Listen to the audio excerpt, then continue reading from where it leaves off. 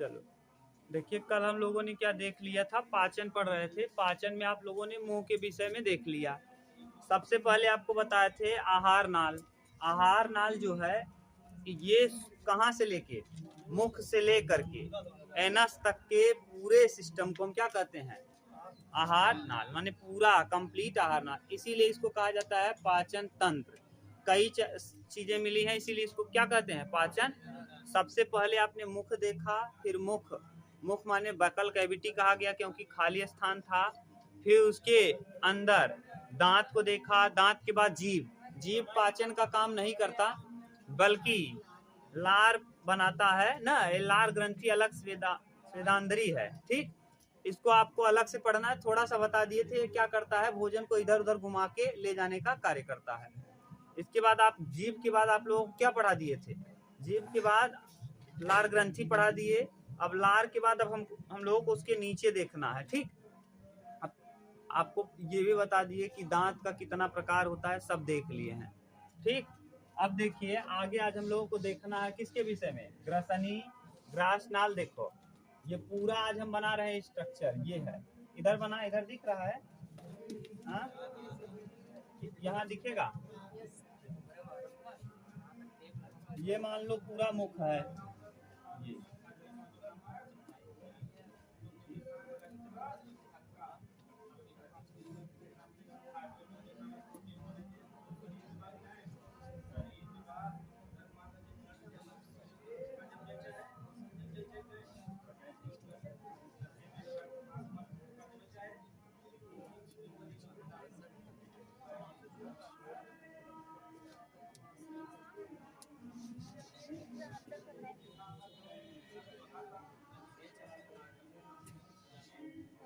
अब सही।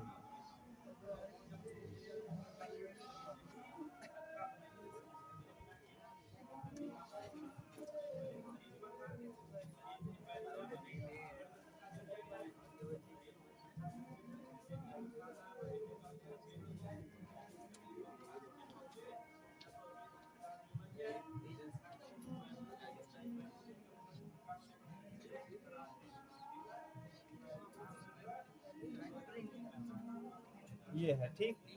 अभी नीचे को हमको नहीं देखना है, ऊपर ही देखना है।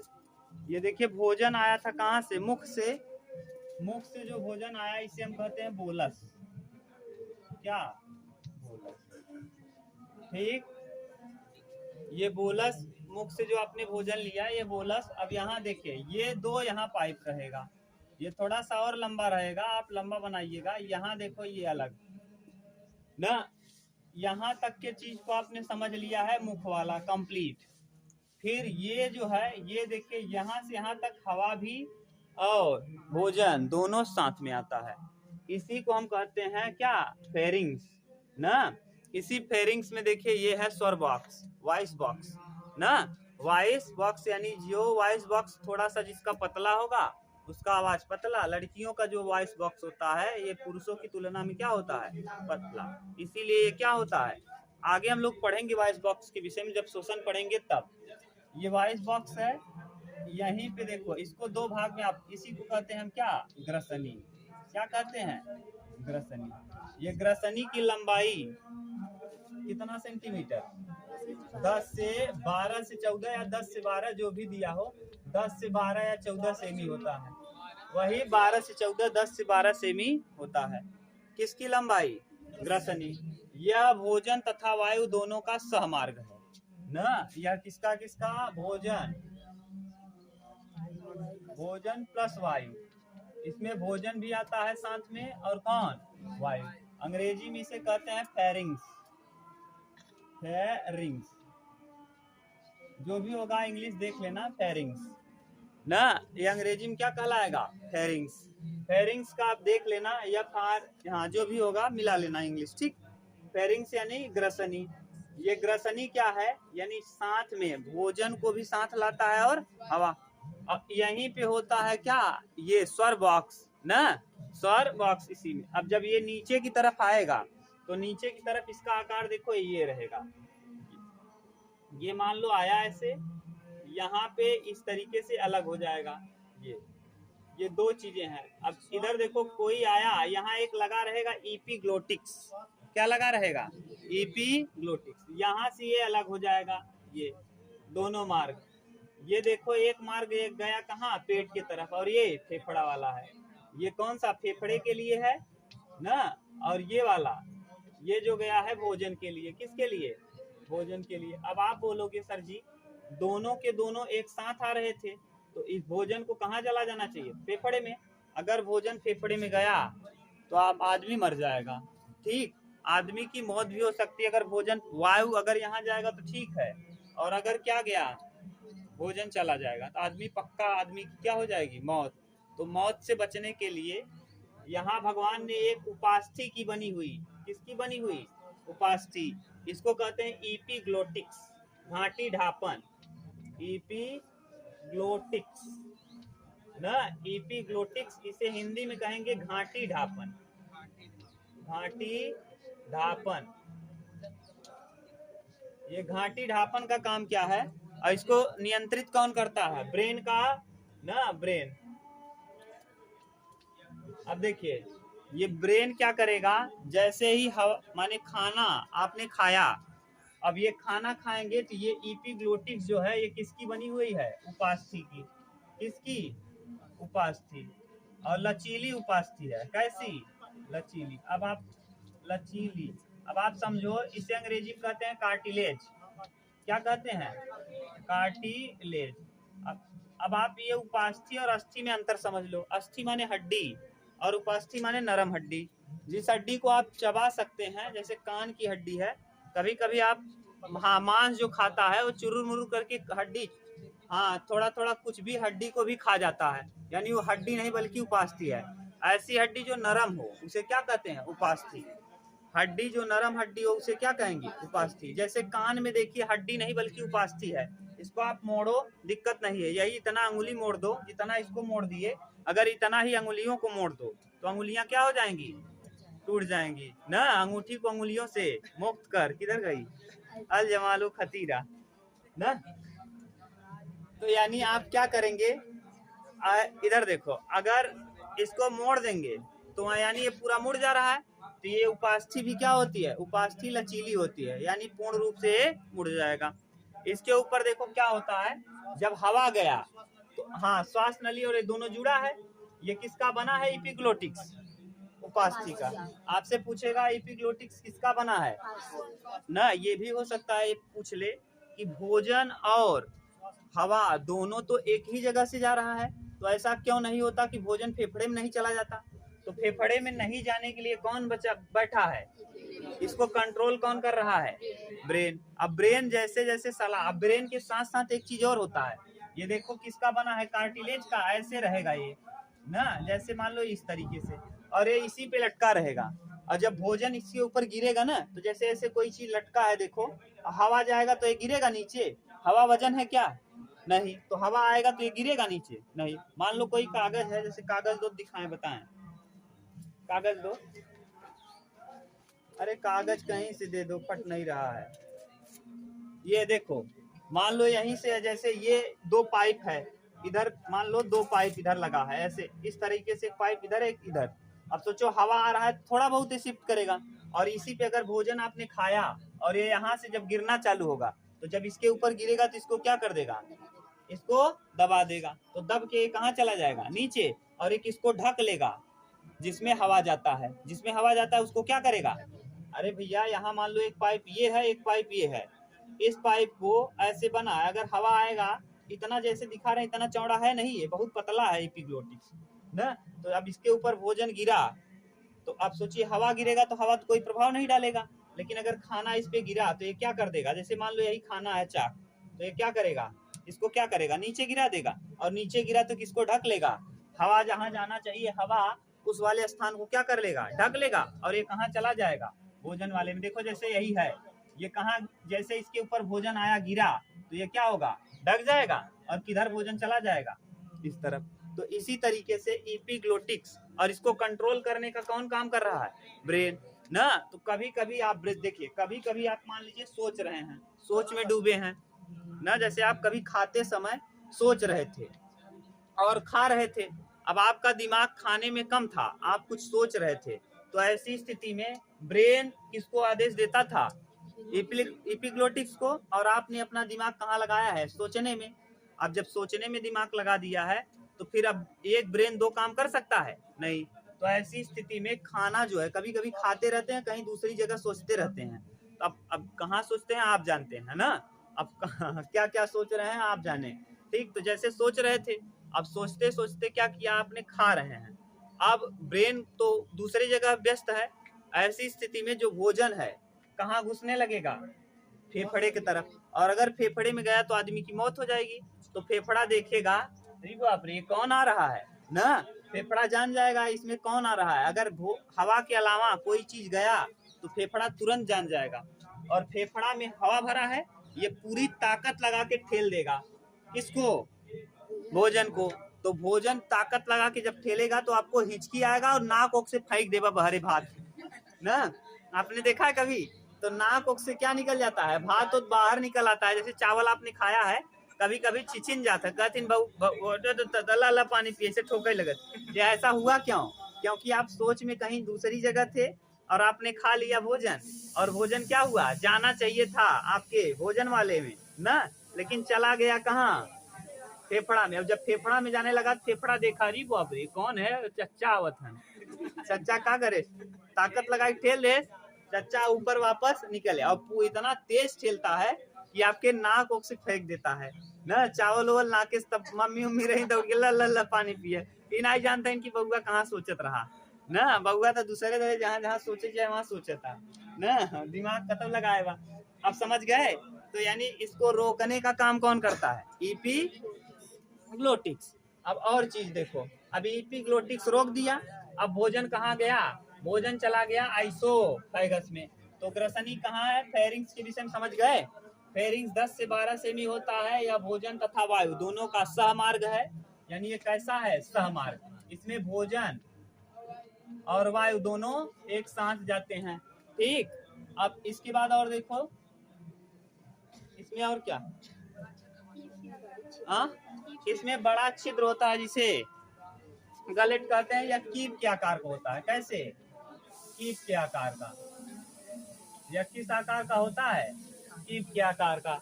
इसमें बड़ा छिद्र होता है, बड़ा छिद्र, जिसे हम क्या कहते हैं? निगलमा, निगल द्वार। निगल द्वार अंग्रेजी में कहते हैं गलेट ना, अंग्रेजी में कहेंगे गलेट, GULLET। ठीक, क्लियर हुआ? अब आपको ग्रसनी के विषय में, अभी हम लोग ग्रसनी फिर से पढ़ेंगे। जब पढ़ेंगे स्वर यानी हम लोग श्वसन तंत्र पढ़ेंगे, तो ग्रसनी को दोबारा पढ़ना है। अभी एक बार देख लो। अब देखो, ये आपने भोजन के विषय में देख लिया, फेरिंग्स में गया। फेरिंग्स हवा और भोजन दोनों का सहमार्ग है। इसके बाद ये कहाँ जाएगा? कीप के आकार का होता है। इसके ऊपर एपिग्लोटिक्स लगा होता है, यानी स्वर बॉक्स जहाँ है ये वॉइस बॉक्स। वॉइस बॉक्स इसी को कहते हैं। अगर आप इस पे ठोकते रहो, बोलते रहो, देखो आवाज बदल जाएगी ना। तो यही है, यही क्या है? Voice box. इसी के ऊपर लटका होता है एपिग्लोटिक्स। एपिग्लोटिक्स ढक लिया किसको? हवा वाले मार्ग को। भोजन चला गया कहाँ? भोजन चला जाएगा ग्रास नली में। किसमें? ग्रसनी से कहाँ जाएगा? इसीलिए कुछ लोग ये भी करते हैं कि पाचन में जब आहार नाल लिखाएंगे तो आहार नाल में ग्रसनी को छोड़ देते हैं। क्यों? क्योंकि ग्रसनी जो है ये कहाँ खुलता है? माने हवा के लिए, श्वसन में। लेकिन आप जानते रहो ये भी अहम भूमिका निभा रहा है। किसके साथ? माने भोजन जा तो रहा है इसी के साथ, यानी ग्रसनी से जा ही रहा है ना। तो ग्रसनी को भी पाचन में माने पाचन में रखा जाएगा। जैसे छोड़ना नहीं है, देखो किसी की उसमें छूटा है, तो उसमें छूटा है तो हाँ, तो छोड़ना नहीं ग्रसनी के बाद। अब देखिए, अब ये ग्रसनी से कहाँ घुसेगा? ग्रास नली में। किसमें? अब ग्रास नली के विषय में हम लिख रहे हैं, इतना उतारना हो तो उतार लो ना। चलो, कितना देख लिए? ग्रसनी के विषय में आप समझ गए। इसकी लंबाई 12 से 14 सेमी होती है।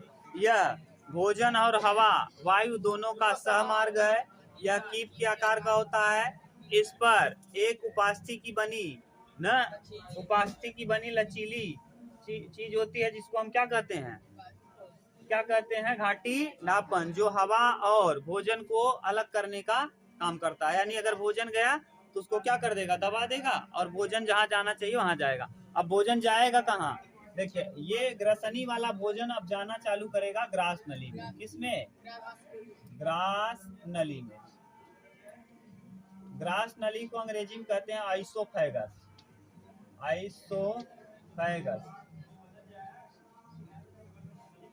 ठीक, आइसोफेगस ना, आइसोफेगस ग्रास नली। आप मीनिंग देख लिया करिए, किताब में दिया होगा, क्योंकि लिखने में अगर ज्यादा ध्यान देंगे तो फिर पढ़ाने में गड़बड़ होगा ना, इसीलिए मीनिंग पे हम ध्यान नहीं देते। इंग्लिश जब पढ़ाना चालू करेंगे तब आपका मीनिंग सही लिखेंगे, क्योंकि तब इंग्लिश ही रहेगा टारगेट।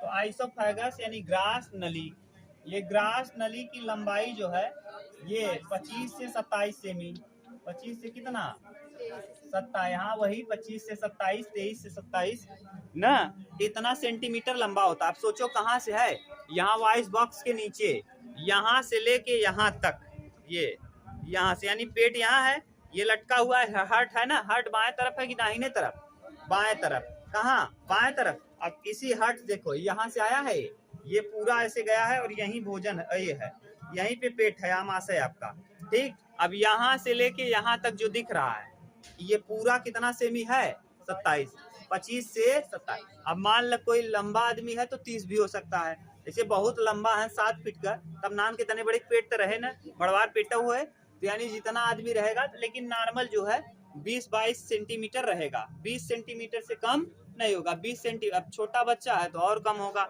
लेकिन ये वयस्क में बता रहे हैं, ठीक। तो ये 25 से 27 सेमी होगा।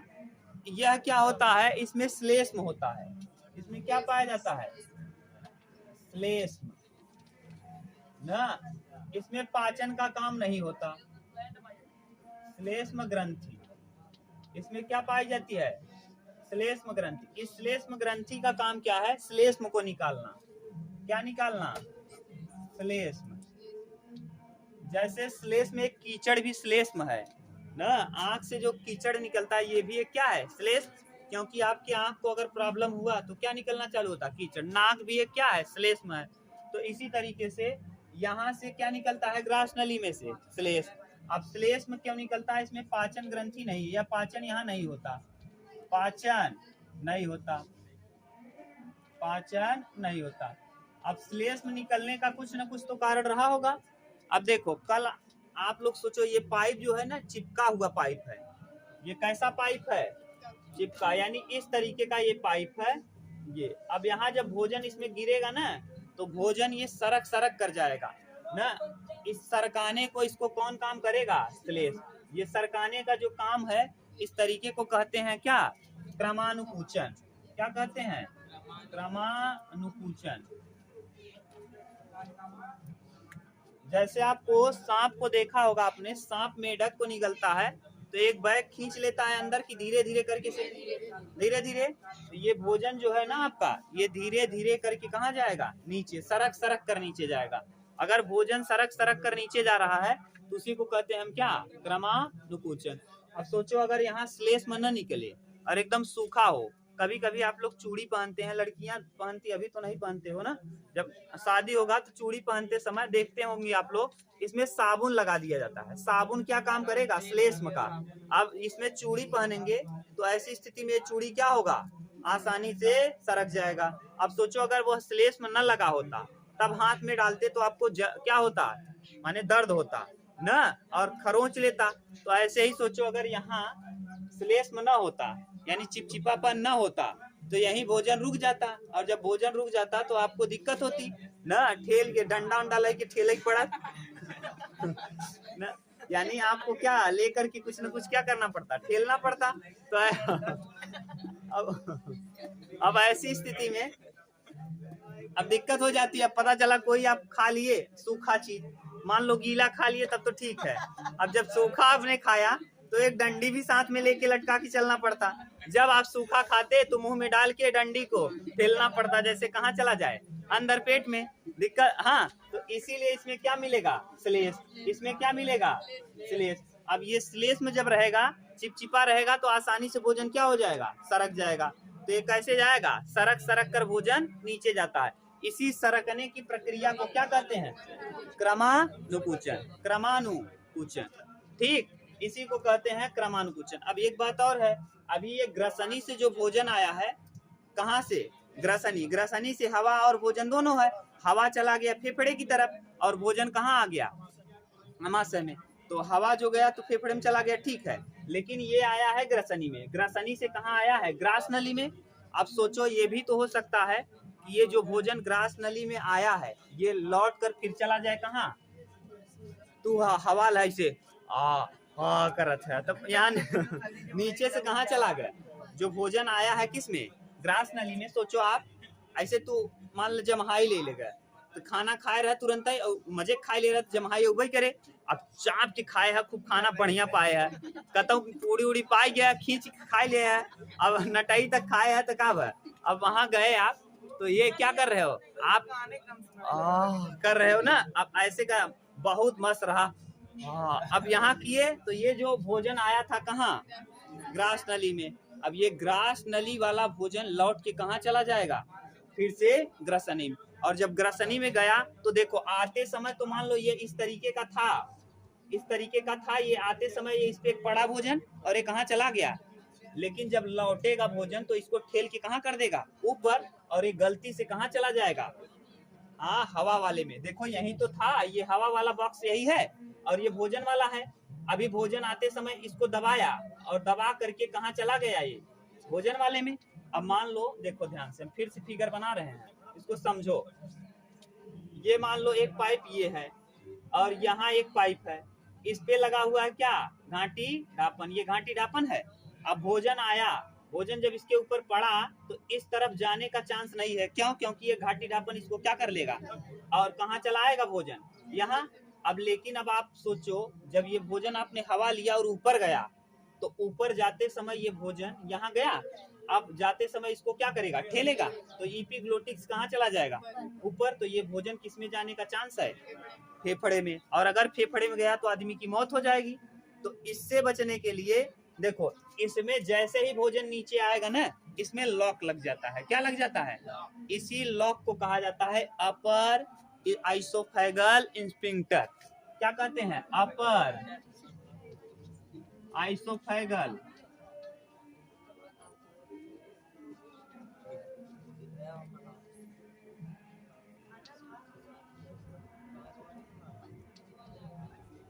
इसी को कहते हैं अपर आइसोफेगल स्फिंक्टर।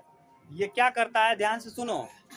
ग्रास नली में आए हुए भोजन को दोबारा जाने नहीं देता। ये ऐसे होता है, सोचो जैसे आपके यहाँ छुच्छी है, छुच्छी में आपने हवा भरा, तो माने साइकिल में आपने हवा भर दिया, तो हवा वापस रिटर्न जाता है? आने को तो आ गया, लेकिन रिटर्न जाने का चांस।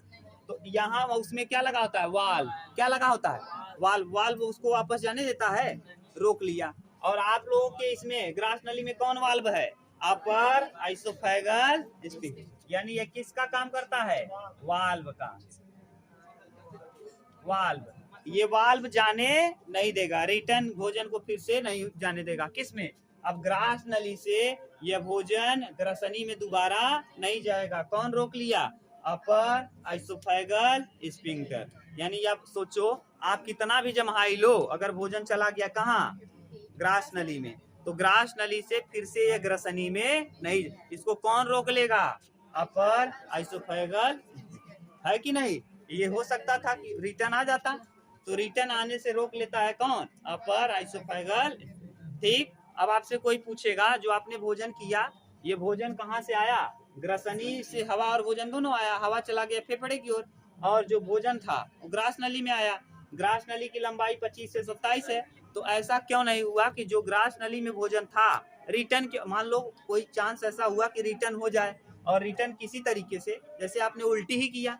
कभी कभी आदमी को क्या झूलना का सहूर ना मान ले, और जानत है औरतों में होता है, जान रही है कि क्या है, हमको उल्टी आता है, लेकिन ना झूल बाप गहन देखे, अरे बड़का झूलना, और बैठ जाए सेल्फी लेते रही सची बा, और जब चलाई चालू हो तो का कह दही 1 किलो उल्टी कह दही, और खाए पी के कह दही। ये जब जानती हो आपको उल्टी हो रहा है, तो क्या जरूरी है झूलना झूलने का? अब झूलना बैठ गए और खाए हैं जलेबी मोमो छे ही आओ, और खाए के बैठ गए। अब जब बैठ गई तो उसके बाद क्या होगा?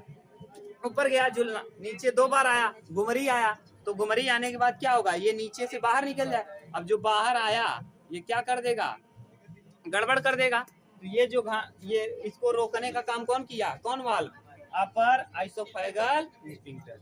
ठीक, अपर आइसोफेगल स्फिंक्टर ये क्या कर लेता है, रोक लेता है, फिर इसको जाने नहीं देता। इसको जैसे ही आप ऊपर की तरफ कोई चीज खींचेंगे ये क्या होगा, चिपक जाएगा। ऊपर खींचेंगे ये वाला पाइप अपने आप क्या हो जाएगा, चिपक जाए। इसी को कहते हैं क्या, अपर आइसोफेगल। माने जैसे ही आप हवा ऊपर खींचेंगे ये वाला एरिया इसको क्या कर देगा, चिपका देगा, यानी पूरा पूरा बंद हो जाएगा। कौन सा, हवा वाला विंड, हवा वाली पाइप बंद हो जाएगी, आराम से ऊपर जाएगा। ठीक, आप समझ गए, यानी किस तरीके से भोजन ऊपर नहीं जाता। ये आप उतार लो, तब हम लोगों को अब नीचे देखना है, यहाँ पेट में ना, आमाशय के विषय उतारो तब। देखो आप लोगों ने देख लिया ग्रसनी और ग्रास नली। ग्रसनी के विषय में देख लिया, ग्रास नली के विषय में शांत रहो। ग्रसनी जो था आपने उसको देख लिया। ग्रास नली जो है 25 से 27 या 23 से 27 सेमी लंबा होता है। इसमें भोजन क्रमानुकुचन के द्वारा जाता है। अब क्रमानुकुचन के द्वारा अब ये भोजन कहाँ जाएगा, आमाशय ना। अब देखिए पहले आपने क्या देखा, ये मुख से आया इस तरीके से, यहाँ पर 2 भाग हुआ। यहाँ पे कौन है, एपिग्लोटिक्स। एपिग्लोटिक्स ये इस तरीके से एपिग्लोटिक्स है ना, इस पे पड़ा हुआ है। ये बंद हो जाएगा जब भोजन गिरेगा, और ये भोजन वाला मार्ग है, और ये कौन सा, हवा वाला, विंड वाला। तो अब देखिए भोजन वाला हम बना रहे हैं।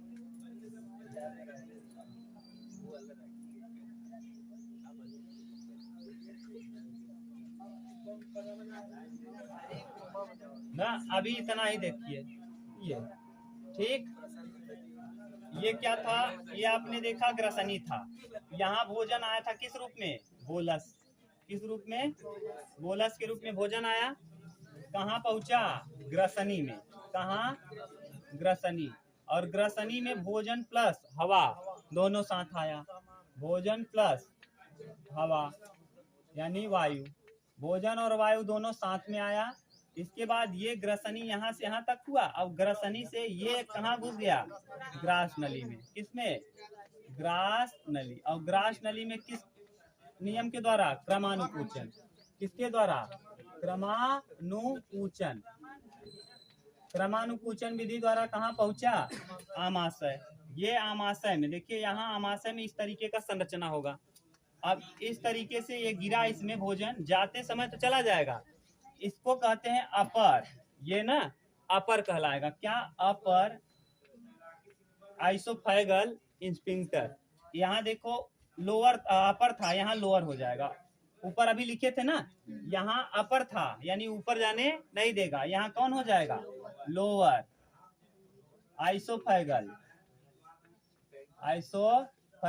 और क्या, स्फिंक्टर। ठीक, ये भोजन को अगर कहाँ चला आया, पेट में, तो पेट में अगर भोजन आया तो फिर पेट के भोजन को जल्दी वापस जाने नहीं। कौन, लोअर आइसोफेगल स्फिंक्टर। यहाँ से भोजन, अब देखिए अभी ये किस रूप में आ रहा है, बोलस के रूप में। अब जब यहाँ प्रवेश करेगा छोटी आंत में ना, तो काइम के रूप में। किसके रूप में, तो इसका मुख्य देखिए, इसका मुख्य 3 भाग। तो पहले हम लोग अब किसके विषय में देख रहे हैं, ये क्या है, आमाशय। क्या है, आमाशय। आमाशय जो है ये, इसमें 3-4 चीज जान लो। यहाँ हम लिख रहे हैं ये सब, ये आमाशय के विषय में लिख रहे हैं। स्टमक भी कहते हैं इसको, पेट भी कहते हैं। आमाशय ये जे के आकार का होता है, अंग्रेजी वर्णमाला की किसके, ये देखो जे की तरह दिख रहा है, तो ये किस आकार का, ऐसे देखो जे, तो ये किस आकार का, जे के आकार का। आमाशय जे आकार का होता है ना।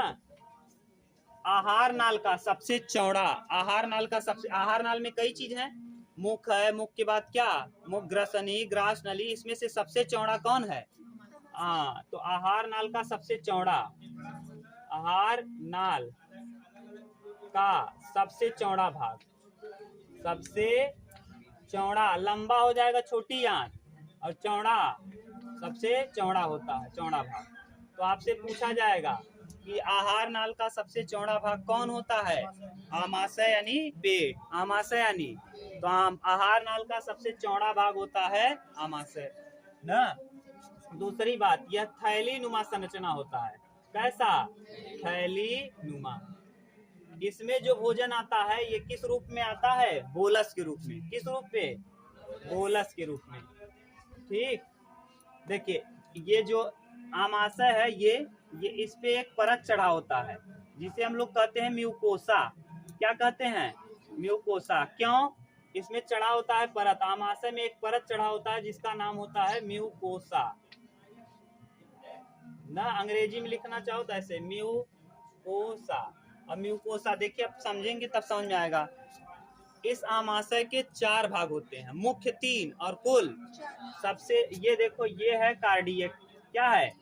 कार्डियक। ये छोटा सा संरचना है फंडिक, और नीचे वाला ये पूरा पाइलोरिक। कार्डियक, फंडिक और कौन? तो कार्डियक, फंडिक, पाइलोरिक। और ये नीचे वाला कहलाता है शेषाग्र। ये यहाँ से यहाँ तक कहलाता है क्या? शेषाग्र। देख लो क्या दिया है, शेषाग्र ना। इस शेषाग्र क्या होता है? ये जो भोजन आपका इसमें है, ये भोजन किस रूप में आया था? बोलस। अब यहाँ ये भोजन को तोड़ मोड़ करके काइम बना देगा। क्या? काइम। तो यहाँ से ये शेषाग्र से भोजन जो आपके पेट में आया है ये काइम के रूप में। किस रूप में? काइम ना। काइम के रूप में कहा जाएगा? छोटी आंत में। किस आंत में? यही द्वार है, यही द्वार है किसका? छोटी आंत और आमाशय का। छोटी आंत और आमाशय को जोड़ने का काम कौन करता है? शेषाग्र। कौन? और इसमें जो भोजन आता है किस रूप में आता है? काइम के रूप में। किस रूप में? और मुंह में बोलस, मुंह में, पेट में बोलस, जबकि छोटी आंत में प्रवेश करने पर काइम। छोटी आंत में, ठीक, छोटी आंत में काइम। कार्डियक में निकलता है HCl। यहाँ क्या निकलता है? HCl। और HCl आपको केमिस्ट्री में पढ़ा दिए हैं।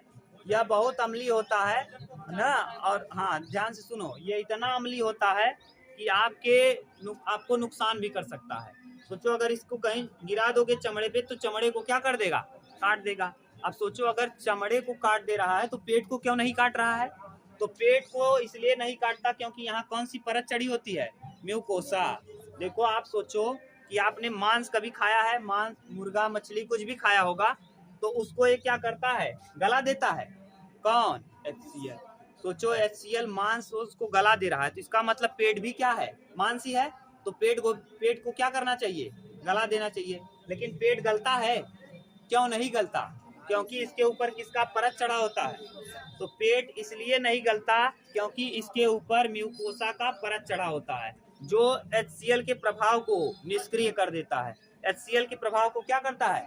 पूछेगा आपसे। पेट माने पेट में आया हुआ, मान लीजिए कोई भी है, पेट में आया हुआ कोई भी आपने खाया है, जैसे कुछ भी, जैसे कोई भी मांस गल जाता है, जबकि पेट खुद मांस का बना है लेकिन नहीं गलता। ऐसा क्यों? पेट के ऊपर चढ़ा होता है म्यूकोसा का परत। पेट के ऊपर किसका परत चढ़ा होता है? हाँ, नहीं, म्यूकोसा का परत होता है। ठीक, क्षार उत्पन्न करेगा तो मान लो कितना क्षार उत्पन्न करेगा न? ये नहीं है, इस पे चढ़ा होता किसका? म्यूकोसा का परत। ये HCl के प्रभाव को निष्क्रिय कर देता। लेकिन कभी कभी इतना ज्यादा HCl निकल जाता है, HCl जैसे आप लोग देखे होंगे, HCl ज्यादा निकल जाता है तो मनई ज्यादा हुमुच के खाई ले। बाराते में गए आप, अब बारात में गए, पाया दूसरे का चाँप दह खूब चौचक ना, अब चाँप दह गटई भर या तक फूल बा। अब आपको क्या होगा? अब आप सो नहीं पाए, बारात में उतना अच्छे से डांडे मेढ़े वो जोन मनई करे बा वो जान रहा है, यही सब चपी तो बढ़िया से बढ़िया दरे बिस्तरा ना लगवाए, डांड जोतवाए ना खेत, तो ऐसे ही गद्दा बिछवाए दे। अब वहाँ खाए है धारा भर और लड़ा है तो फटनी ठीक से नींद लागे? नींद ठीक से नहीं लगेगा। अगर नींद ठीक से नहीं लगा तो आपका ब्रेन आपका सक्रिय रहेगा सोचने में, तो पचाने में दिमाग नहीं काम करेगा। यानी देखो, पचने के लिए भोजन तभी पचेगा जब आपका ब्रेन एक जगह सोचे। जब आप सो जाते हैं तो आपका ब्रेन कहीं सोचता है नहीं, केवल किसमें सोचने लगता है? पचाने में। किसमें? इसीलिए खाना खाते समय तुरंत क्या आ जाता है? नींद। खाना खाया तुरंत का तुरंत क्या आ जाएगा? नींद। क्यों? क्योंकि आपका भोजन पचाने का काम चालू कर दिया। अगर दिमाग सोचने में दूसरी जगह लगाएगा तो भोजन ठीक से नहीं। इसीलिए कहा जाता है खाने के बाद आराम करना चाहिए। खाना खाने के बाद, खाना खाए के अगर प्रबंधन ठीक से भोजन न पचे फिर दिक्कत अजीब लगत है। क्यों लग रहा है समझ रहे हो? क्योंकि आपका दिमाग पचाने में सोचना चाहिए था, सोचने कहाँ लगा, दूसरी जगह गड़बड़ हो जाएगा ना। अब खाए लह चाप के उलट गया, अब यहाँ क्या बन जाएगा? एसिड। अब इसको पता चला कि खाना ज्यादा खाए हैं, क्या छोड़ दे ज्यादा? एसिड। अम्ल ज्यादा छोड़ देगा, अब अम्ल ज्यादा छोड़ेगा तो आपको कच्ची ढकार आएगा। कब कच्ची ढकार आवता ना, कहीं कैसन कच्ची कच्ची डकार आ रहा है, तो उसको कम करने के लिए आपको पढ़ाए थे MgOH का ट्वाइस मिल्क ऑफ मैग्नीशिया, इसे प्रति अम्ल कहते हैं। इसे क्या कहते हैं? प्रति अम्ल। इनो में यही मिला होता है, प्रति अम्ल। अब जावा बराते पहले से कितना जने जी चौचक खवैया है, बराते पहले से का लई चला जाती इनो, जाना था हम चाप के खाए ले भाई, तो HCl ज्यादा छोड़ दे, और जब HCl ज्यादा छोड़ दे तो ओकरे प्रभाव के निष्क्रिय करे बिना का लेके पड़े? प्रति अम्ल। तो प्रति अम्ल लेके जाते हैं, समझ गए? तो अब कैसे कैसे काम किया, यानी HCl यहाँ निकला। अब देखो इसको कार्डियक क्यों कहते हैं? क्योंकि ध्यान से देखो, ये पेट के बाएं तरफ है, इसी तरफ है हार्ट, हार्ट के जस्ट नीचे पड़ा है कौन? पेट। पेट का कौन सा भाग? ये हार्ट को कहते हैं अंग्रेजी में, हार्ट का अध्ययन कहलाता है कार्डियोलॉजी। क्या कहलाता है? हार्ट का अध्ययन कार्डियोलॉजी। और ये पेट का जो ऊपरी भाग है कार्डियक, ये हार्ट के जस्ट बगल में, यहीं पे है आपका क्या? हार्ट। और हार्ट के बगल होने की वजह से इसका नाम क्या है? कार्डियक। इसका कार्डियक नाम क्यों है समझ गए? क्योंकि ये जस्ट बगल में है किसके? हृदय के। और हृदय के अध्ययन को कहा जाता है कार्डियोलॉजी, और ये हृदय के बगल में है, इसीलिए हम इसको कहते हैं कार्डियक। इसमें से क्या निकला? HCl सबको। अब सोचो, कल आपको पढ़ाए थे कि मुख में लाइसोजाइम एंजाइम होता है जो कीटाणुओं को मार देता है, लेकिन कोनो आदमी बहुत ही हेहर होती ना, जैसे कि उन्हें कबा मत आवा तब तोरे यहाँ पहुंचा रही, कबा मत आवा तब पहुंचा रही। एक दैया जैसे कुछ लड़के भी हैं कुछ ना, अगर कोई लड़की मना कर दी कि पीछा मत करो, तब कहीं का कह ले हम करबे करब ना। जब लात कहीं चौचक, जब पुलिस पीट दे तब समझ में आएगा अच्छा ठीक। तो यहाँ जो लाइसोजाइम था ऊपर वाला, लाइसोजाइम जिसको मार नहीं पाया, अब वो हेहर रहन किरौना राम सोचन चला ये कीटाणु क्या था? बहुत ज्यादा दुष्ट था, तो ये सोचे समय का मार ले ही चला, तो आया कहाँ? पेट वाले कार्डियक भाग में। ये भूजेस थे, गया आवा बहुत तेज रहे, यहाँ आया तो क्या कर दिया? उसको एकदम से काट दिया, एकदम से मार के खत्म कर दिया। कौन? HCl पूर्ण रूप से उसको समाप्त। HCl इसको पेट को क्यों नहीं नुकसान पहुंचा पाता? क्योंकि यहाँ क्या है? म्यूकस। क्या है? म्यूकोसा नामक परत। अब कार्डियक के बाद अब ये समझ गए ना, इसमें क्या है? HCl ज्यादा छोड़ देगा तो आपको माने HCl ज्यादा अगर निकल गया तो ऐसी स्थिति में कच्ची डकार आएगी। उसको दूर करने के लिए आप क्या लगाओगे? MgOH का ट्वाइस ना, MgOH का ट्वाइस।